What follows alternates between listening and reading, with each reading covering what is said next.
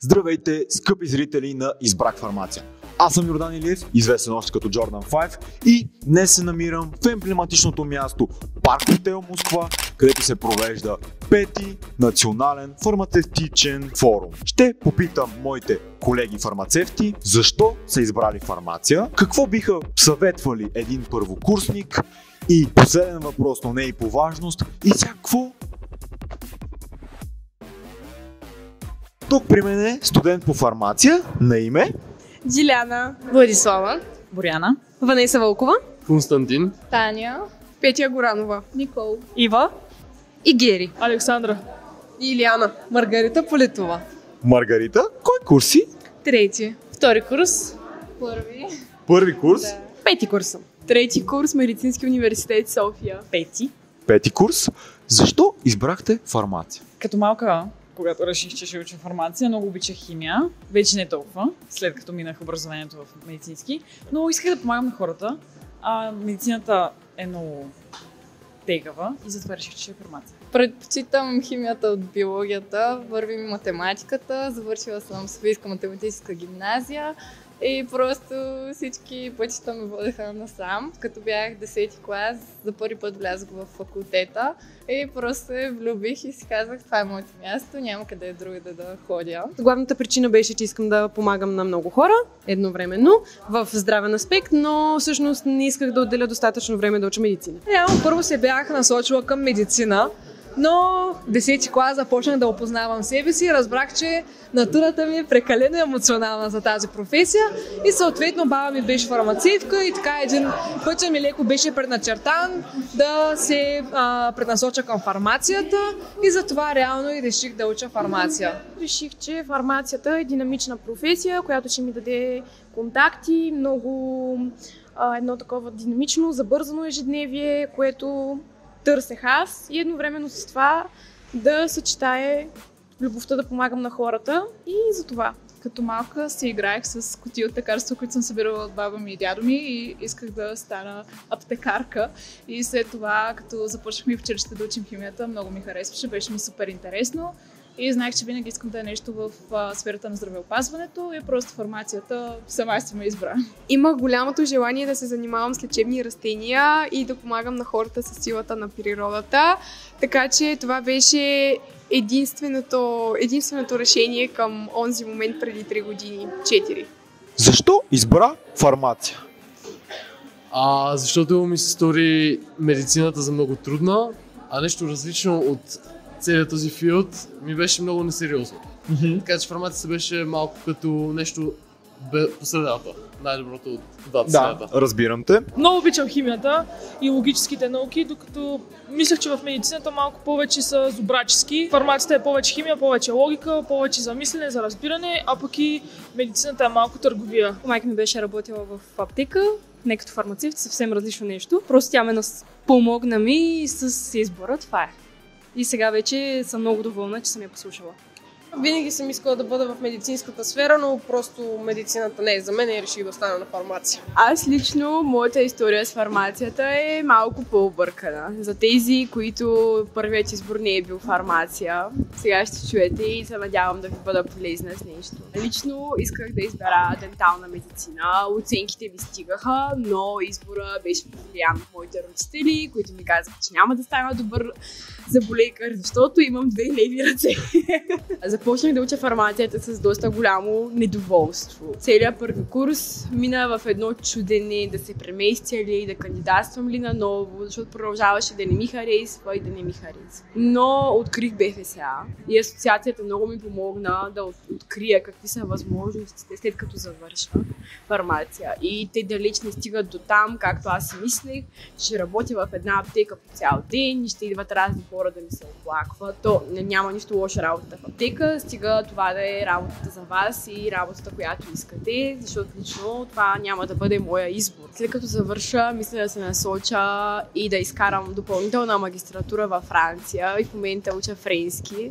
Това е нещо, което фармацията ме е стимулирала да направя и мисля, че френския пък никога няма да е излишен в общи линии. Мисля да изкарам магистратура или ароматерапия, или тясно специализирам за медицинска козметика, понеже това е нещо, с което аз искам да се занимавам.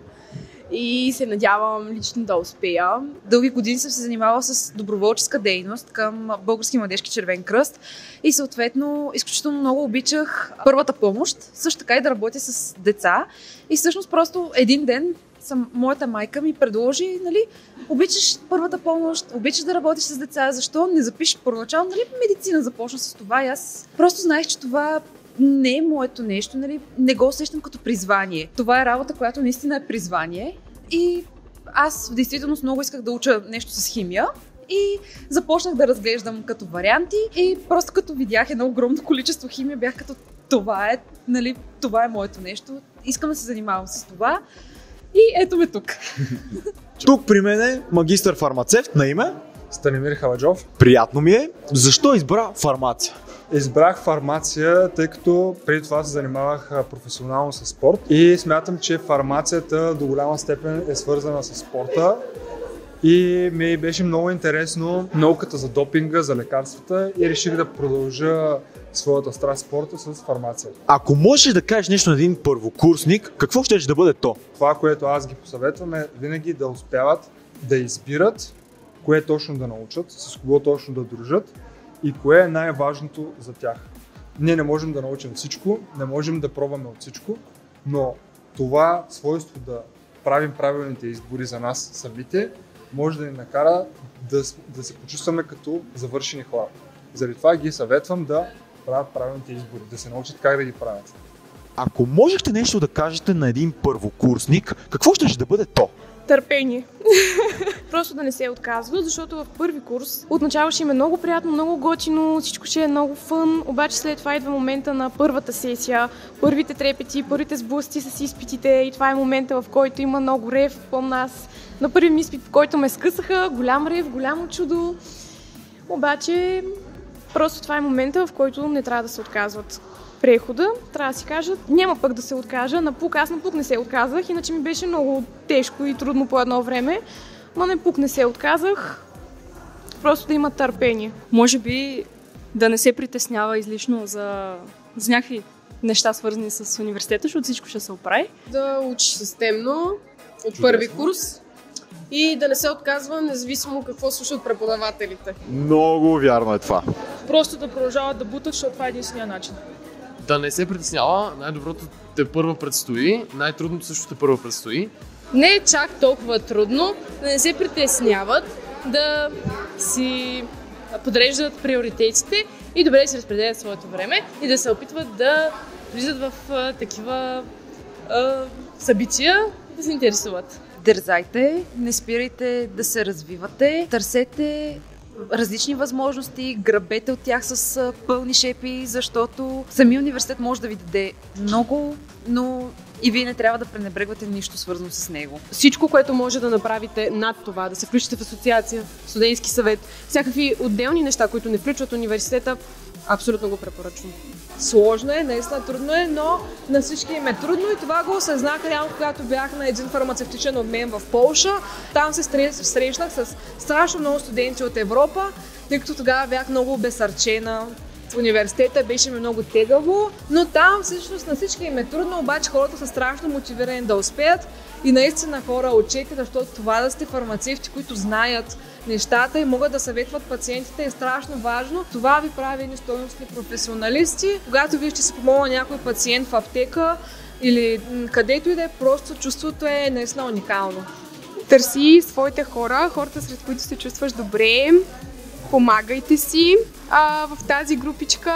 Тъй като си първи курс, как ти се струва до сега обучението в МЕУ София? Ти си от МЕУ София, нали? Точно така. Как ти се струва? Ами за сега много ми харесва. Преподавателите се опитват, нали, да ни дадат възможно най-много знания, да ни помагат, ако имаме нужда от нещо. Групата също много си я харесвам. Аз съм първа група, да ги поздравя и тя. Специален поздрав, скъпи зрители.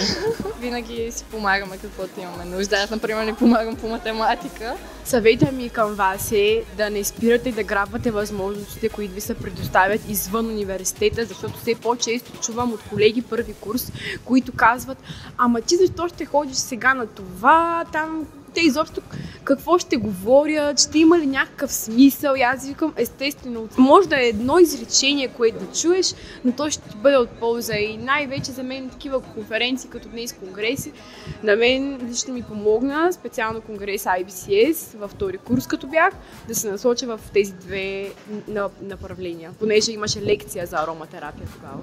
Вярвай в себе си, ще се справиш, не слушай какво ти казват по-големите, целят да те наплашат. Факт е, че е страшно, но с времето ще свикнеш и ще се справиш всичко, което ти се изправи на пътя. Първо е много странен преход от училище университет и всички супер много се шашкаме.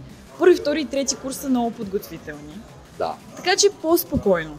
В смисъл, те са основата, обаче колкото и да изпуснеш, винаги се наваксваш, защото реално това не е важната част от фармацията. Да. И последен въпрос, но не и по важност. И всякво? Ми да се кефим и да помагаме. Стани част от БФСА.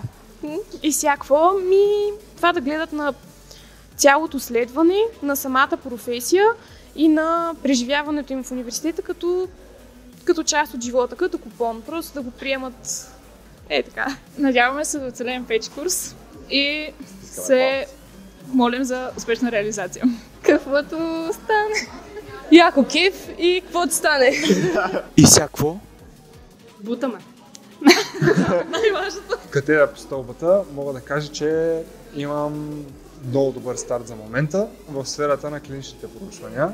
Чудесно. И се надявам до няколко години да успея да набера плодовете от това, което в момента градя. И всякво? И всякво. И всякво. Дипломата от Медицински университет София, също така и от другите медицински университети в България, важи за целия Европейски съюз. Дипломата е много уважавана, така че хора, учете и ще я имате. И това ще ви даде възможности не само за Европа, дава възможности за абсолютно целия свят. След време моята мечта е да работя на нещо home office, свързано с това, което казах. И под някоя палма, дай Боже. Да, това е.